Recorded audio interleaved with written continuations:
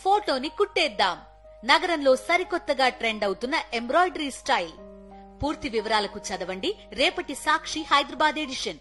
తూర్పుగోదావరి జిల్లాలో ఇసుక అక్రమ రవాణాపై కొరడా జొలిపించారు డిప్యూటీ కలెక్టర్ చిన్నరాముడు. సీతానగరం మండలం వంగలపూడి 1-2 ఇసుక ర్యాంపుల అనుమతులు రద్దు చేశారు.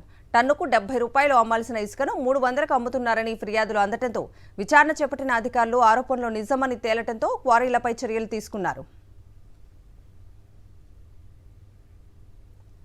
బతుకుదెరువు కోసం కువైట్ వెళ్లిన ఒక మహిళ వేధింపులకు గురైంది. యజమాని తనను చిత్రహింసలకు గురిచేస్తున్నాడంటూ గారా కుమారి అనే మహిళ సెల్ఫీ వీడియోను తన కుటుంబ సభ్యులకు పంపింది. జగ్గయ్యపేటకు చెందిన కుమారి భర్త 5 ఏళ్ల క్రితం చనిపోవడంతో కుటుంబ పోషణ భారంగా మారింది. దీంతో 7 నెలల క్రితం ఉపాధి నిమిత్తం కువైట్ వెళ్లింది. అయితే అక్కడ కుమారి పనిచేసే కంపెనీ యజమాని తనను చిత్రహింసలు పెడుతూ వేధించినట్లు వీడియోలో తెలిపింది.